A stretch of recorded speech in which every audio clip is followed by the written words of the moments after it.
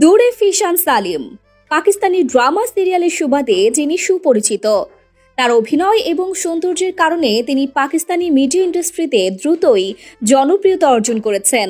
বিশেষ করে বাংলাদেশি পাক ড্রামা সিরিয়াল লাভারদের কাছে দূরে ফিশান সালিম যেন বিধাতার আঁকা এক ফুল, যাকে স্রষ্টা ফুল বানাতে গিয়ে বানিয়েছেন মানুষ, আর সেই মানব মুখে ঠেলে দিয়েছেন পৃথিবীর সব স্নিগ্ধ শুভ্রতা, যা শুধু ফুলেরই থাকে।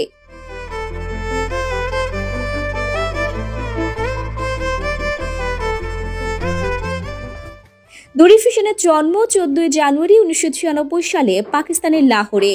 তার বাবা সালিম রাজা একজন বিশিষ্ট আইনজীবী। দূরে ফিশান ছোটবেলা থেকেই সৃজনশীল কাজে আগ্রহী ছিলেন। তিনি লাহোর থেকে উচ্চ মাধ্যমিক শিক্ষা শেষ করেন এবং পরে ইউনিভার্সিটি অব লন্ডন থেকে LLB বা ল ডিগ্রি সম্পন্ন করেন। আইনজীবী হিসেবে ক্যারিয়ার শুরুর পরিকল্পনা থাকলেও দূরে ফিশান তার অভিনয়ের প্রতি আগ্রহের কারণেই মিডিয়ায় ক্যারিয়ার শুরু করেন। 2019 সালে তিনি অভিনয় জগতে পা রাখেন।